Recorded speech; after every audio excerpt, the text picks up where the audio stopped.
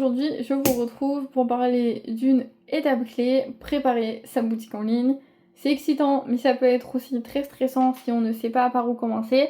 Alors je vais vous donner un plan très simple pour mettre toutes les chances de votre côté. Avant même de choisir la plateforme sur laquelle vous allez faire votre site, demandez-vous tout simplement qu'est-ce que vous allez vendre comme produit ou service. Tu vises plutôt la simplicité, tu vises quelque chose de plutôt fonctionnel, parce qu'on peut commencer sur différentes plateformes. Vous avez Shopify, je sais pas comment vous dites, il y a Etsy aussi, si vous êtes une petite créatrice. Vous avez aussi WooCommerce, je crois que j'ai WooCommerce, vous avez aussi PrestaShop, etc. En fait, peu importe sur quelle plateforme tu commences, les débuts ne seront pas parfaits de toute façon. Mais si tu veux garder un peu le contrôle de ce que tu fais, de ce que tu choisis, etc., je sais que WordPress et WooCommerce c'est une bonne option. C'est très facile à utiliser et c'est beaucoup moins cher que Shopify. Après, ça dépend ce que vous vendez en fait. Par exemple, si vous vendez des créations, que c'est vous qui fabriquez, par exemple, vous faites de la céramique, vous faites de la poterie, vous faites des bracelets, je sais pas, de la couture, Etsy, c'est quand même une plateforme assez facile à utiliser pour vous. Pas besoin de créer un site internet, pas besoin de... Voilà, vous pouvez vous mettre sur Etsy, je sais qu'ils prennent un certain pourcentage, etc. Mais en plus sur Etsy, vous toucherez beaucoup plus de monde et ça sera beaucoup plus facile pour vous de vendre parce que avec votre nom et tout, si vous ressortez pas en premier sur Google quand les gens vous cherchent, c'est assez compliqué. Après, si vous vendez, je sais pas moi, vous avez lancé une marque de fringues. Voilà, vous lancez une marque de fringues. Là, je vous conseille plutôt d'utiliser Shopify ou WooCommerce. Voilà, parce que c'est votre marque de fringues. Voilà, c'est pas la même chose. Vous voyez, ça dépend en fait de ce que vous allez vendre. Vous allez choisir la plateforme en fonction de ça. La boutique, votre boutique en ligne, doit refléter votre identité visuelle, que ce soit les couleurs, les logos, la police, le ton de voix que vous utilisez. C'est important en fait de rester cohérent entre votre compte Instagram, votre site internet et vos produits. Voilà, il faut que les trois se suivent, il faut que les trois soient cohérents. Donc moi, ce que je vous conseille, c'est de préparer un kit visuel. Vous pouvez utiliser Canva tout simplement et vous préparez un kit visuel. C'est très facile, vous allez sur Pinterest, vous allez avoir plein de modèles. Et dessus, vous mettez votre identité visuelle, les typos que vous allez utiliser, les logos, les stickers, etc. Vous mettez tout dessus.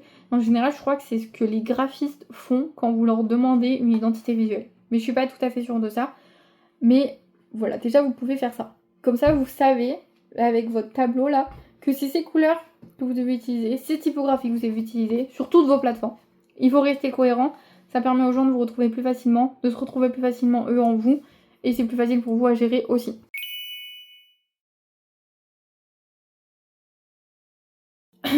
La navigation sur votre site doit être simple, doit être fluide, doit être rapide. Il faut qu'il y ait le moins de clics possible pour arriver au panier. En fait, il faut que... déjà, ça, c'est étape numéro 1. Moi, je voulais 3 clics maximum pour arriver au panier. Donc genre, je clique, box recette, je clique sur la box que je veux, je clique sur panier. En gros, c'est ça que je voulais faire. Je voulais pas dépasser les 3 clics. Parce que quand on commence à cliquer sur une catégorie, une autre catégorie, une sous-catégorie, ça devient très chiant, très compliqué. Moi-même, ça m'agace. Donc voilà. C'est un conseil que je vous donne. Les filles du site internet m'ont conseillé de faire pareil, 3 à 4 clics maximum pour arriver au panier. Sinon, les gens se lassent, s'ennuient, ça les saoule. Et c'est pas la peine. Ils vont rester trop longtemps sur le site pour rien et rien acheter au final. Parce qu'ils trouvent pas ce qu'ils veulent. Donc il faut que ça soit facile, fluide et simple à comprendre. Chaque produit doit avoir une description claire, une photo, une belle photo. Et si vous pouvez mettre plusieurs photos, donc vous pouvez mettre des photos des produits un par un, si jamais vous en avez plusieurs. Vous pouvez mettre des photos de mise en situation. Vous pouvez aussi mettre une vidéo de comment utiliser votre produit. Mais voilà, une jolie photo. Et des infos précises. Par exemple, si vous avez des tailles à choisir, la composition, le mode d'emploi, etc. Parce que dans les compos, il y a des allergènes et tout. Vous ne faites pas avoir avec ça. Attention, on écrit tout, s'il vous plaît. Et vous pouvez mettre aussi des petites FAQ en fait dans vos fiches produits, c'est toujours utile pour les gens, à qui ça correspond, qu'est-ce qu'il y a dedans, est-ce que je peux l'utiliser ici, enfin vous voyez, c'est des trucs faciles. Parce que imagine que ta cliente, donc je pars sur mon projet, je pars sur Blossom Box, à chaque fois que je donne des exemples c'est sur moi. Imagine ta cliente elle est fatiguée, elle est en train de scroller dans son lit, il est 23h, elle est fatiguée, elle a pas le temps, mais elle cherche un truc pour elle, parce que là elle en a marre, elle aimerait bien prendre soin d'elle, etc. Ton site, il doit répondre à tout. En fait, il faut que ça soit rapide, lisible, facile, que ça s'adapte sur le téléphone, la tablette ou l'ordinateur. T'as pas le choix. Il faut faire attention quand vous créez un site internet, si vous utilisez Shopify ou WooCommerce, que ça s'adapte sur tous les types de mobiles, en gros, genre Samsung, tablette, etc. Il faut vraiment faire attention. Ça a été une erreur de ma part. On a regardé sur tous les ordinateurs, ça marchait. Et le jour où on a ouvert sur un téléphone, ça ne marchait pas. Faites attention. Voilà.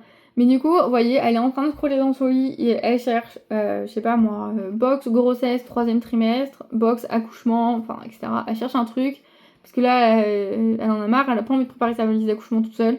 Donc elle cherche sur internet, il faut qu'elle tombe sur mon site, il faut qu'elle voit qu'il y a écrit box accouchement en gros, elle clique dessus, elle regarde, ça lui convient pas, elle met au panier, terminé. Voilà, c'est tout. Il faut pas vraiment que ça prenne trop longtemps, il faut que ça soit facile à comprendre et que tout soit lisible, que ce soit les titres, les textes ou les photos. Non mais pas des photos.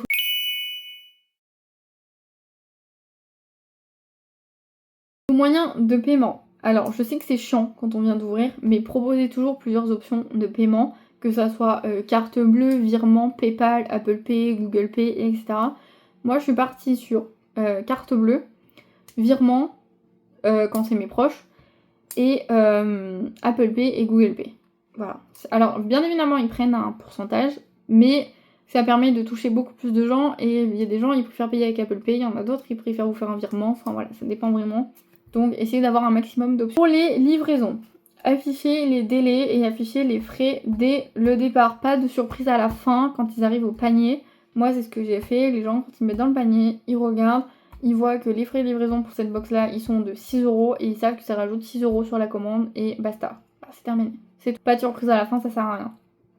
N'oubliez pas de mettre vos conditions générales de vente, c'est indispensable pour être en règle. Écrivez-les soit vous-même, soit avec l'aide d'une IA, soit avec un avocat, mais n'oubliez pas d'écrire vos conditions générales de vente, c'est important. Et ajoutez une FAQ, c'est très utile, ça rassure les clientes qui se posent des questions. Franchement, pensez à toutes les questions que votre cible pouvait avoir et mettez-les dans une page FAQ, c'est toujours utile. C'est une des pages que les gens cliquent le plus, je pense. Enfin, en tout cas, moi, ils cliquent vachement sur la FAQ, donc je pense que c'est très utile.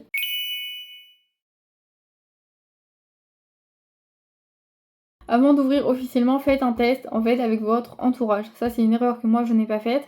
J'ai lancé, j'ai pas vérifié, du coup mon site répondait bien sur les ordinateurs mais pas sur les téléphones et sur les tablettes. Donc si vous pouvez donner le lien, en fait vous avez un lien privé que vous pouvez utiliser. Faites-le tester à votre entourage qui est des tablettes, des téléphones, des iPhones, des Samsung, etc.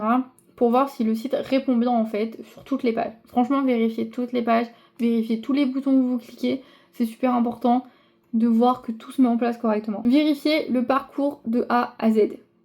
Attention, faites une fausse commande. Vous pouvez en fait, vous, en tant que créateur du site, faire une fausse commande pour voir si vous recevez bien le mail de commande, pour voir si vous avez la réception donc, de ce que la personne a commandé, si tout marche correctement. Moi je l'ai fait avec une amie a commandé et du coup ça m'a permis de tester avec elle si elle recevait bien le mail, si elle recevait le mail de suivi, et si moi je recevais tout par la suite. Donc du coup, tout a bien marché correctement, mais voilà, il faut quand même le tester, on est obligé. Bien évidemment, elle a quand même reçu sa box, hein, c'est le but en fait quand on veut tester des gens. Et du coup voilà, ça s'est très bien passé. Et faut pas oublier, mais genre moi je savais pas, mais il faut, si vous passez par Mondial Relais, Colissimo, etc., il faut que vous ayez un compte chez eux avant en fait, parce qu'ils vont relier les deux à votre site internet. Suivant ce que vous utilisez, les étiquettes ne sont pas automatiquement, genre... La poste ça se fait automatiquement je crois sur le mien, mais Mondial Relais je dois faire les étiquettes moi-même. Donc à voir dans le futur comment je peux changer ça, si jamais vous savez dites-moi. Mais voilà, faites attention à ça aussi. Bien sûr vous pouvez utiliser vos réseaux sociaux pour mettre un compte à rebours, un teasing, faire un premier retour, etc. pour voir ce que les gens pensent de votre site, de ce qu'ils pensent des produits. Donc voilà, préparer sa boutique en ligne en fait c'est un mélange de stratégie, de simplicité. Le plus important c'est que tes clientes vivent une belle expérience dès le premier clic. Dites-moi en commentaire si vous avez déjà une boutique en ligne ou si vous êtes en train de créer la vôtre. Voilà, on se dit à bientôt dans de nouvelles vidéos. Bye!